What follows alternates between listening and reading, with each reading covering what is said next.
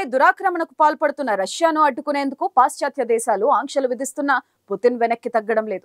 2 ఏళ్లుగా ఉక్రెయిన్పై దమనకాండను కొనసాగిస్తూనే ఉన్నారు. దీంతో అమెరికా సహా G7 దేశాలు కీలక నిర్ణయం తీసుకున్నాయి. G7 దేశాల్లో రష్యన్ విదేశీ నిల్వలను ఫ్రీజ్ చేయడంతో ఇప్పుడు పుతిన్ ప్రతిస్పందనగా రష్యా సరిహద్దుల్లో ఉన్న అమెరికా ఆస్తులను జప్తు చేసే విధంగా ఆదేశాలు జారీ చేశారు.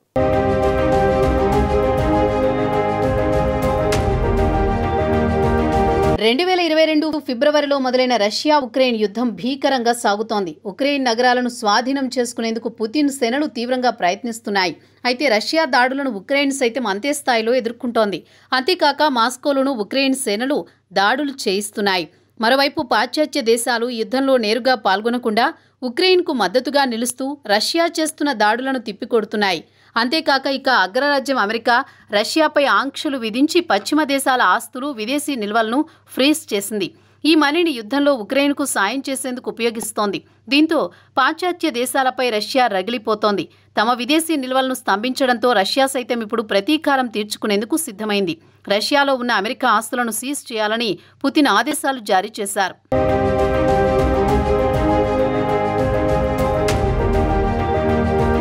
దీంతో ప్రస్తుతం రష్యా ఉక్రెయిన్ యుద్ధంలో చాలా దేశాల మద్దతు ఉక్రెయిన్కు లభిస్తోంది. ఇటీవల G7 దేశాలు సైతం రష్యా ఆస్తుల్లో $300 బిలియన్ ఉక్రెయిన్కు సహాయం చేయాలని నిర్ణయించాయి. యూరోపియన్ యూనియన్ సైతం తాము స్వాధీనం చేసుకున్న ఆస్తులపై వడ్డీ నుంచి వచ్చే ప్రతి సంవత్సరం ఉక్రెయిన్కు $2.7 నుంచి $3.3 బిలియన్ సహాయాన్ని పంపుతామని ప్రకటించింది. రష్యాకు వ్యతిరేకంగా పాశ్చాత్య దేశాలు ఇలాంటి చర్యలు తీసుకుంటుండటంతో పుతిన్ కీలక నిర్ణయం తీసుకున్నారు. రష్యా సరిహద్దుల్లో ఉన్న అమెరికా ఆస్తులను రష్యా క్లెయిమ్ చేసుకునే ఓ ప్రతిపాదనపై పుతిన్ ఇటీవల సైన్ చేశారు. అమెరికాలోని రష్యన్ చర స్థిరాస్తులను జప్తు చేయడం వల్ల కలిగే నష్టాలను అమెరికన్ కంపెనీలలో రష్యన్ కంపెనీల వాటాలు, ఈ అమెరికన్ ఆస్తుల నుండి భర్తీ చేయనున్నారు. క్రెమ్లిన్ సుమారు $290 మిలియన్ కూటమి ఆస్తులను గుర్తించిందని, వాటిని స్వాధీనం చేసుకోబోతోందని రష్యన్ మీడియా తెలిపింది. ఇప్పటికే రష్యా అనేక పాశ్చాత్య కంపెనీల భౌతిక ఆస్తులను రష్యాలోని యూరోపియన్ బ్యాంకుల వద్ద ఉన్న మిలియన్ల డాలర్లను స్వాధీనం చేసుకుంది. మరోవైపు రష్యా ఉక్రెయిన్ యుద్ధం ప్రారంభమైన సమయంలో అనేక కంపెనీలు రష్యా నుంచి వెళ్లిపోయాయి. ఉక్రెయిన్పై రష్యా దమనకాండను నిరసిస్తూ అనేక ప్రముఖ కంపెనీలు రష్యా నుంచి నిష్క్రమించాయి. 2022లో యుద్ధం ప్రారంభమైన తర్వాత G7 దేశాల్లోని బ్యాంకుల్లో ఉన్న $300 బిలియన్ల రష్యన్ విదేశీ నిల్వలను స్తంభింపజేశాయి.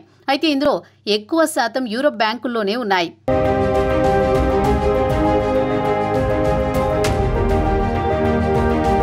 G7లో భాగస్వామ్యంగా ఉన్న దేశాల ముందు అమెరికా కీలక ప్రతిపాదన చేసింది. Canada, France, Germany, Italy, Japan, United Kingdom, European యూనియన్ల ముందు ఈ ప్రతిపాదనను ప్రవేశపెట్టింది.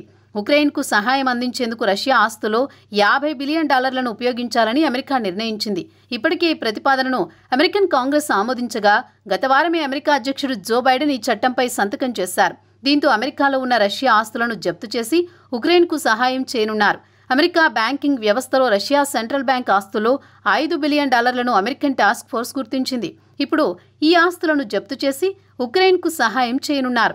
మరోవైపు అమెరికా చేసిన ప్రతిపాదనను జర్మనీ సైతం అంగీకరించింది.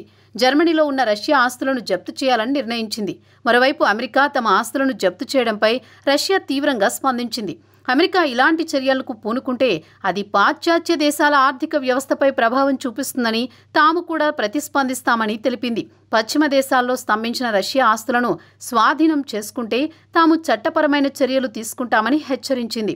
ఇప్పటికే అమెరికాలో రష్యా ఆస్తుల జప్తుకు జో బైడెన్ అంగీకారం తెలపడంతో ఇకపై పశ్చిమ దేశాల్లో విదేశీ కంపెనీల పెట్టుబడులు పెట్టేందుకు ముందుకు రావని ఆర్థిక నిపుణులు చెబుతున్నారు.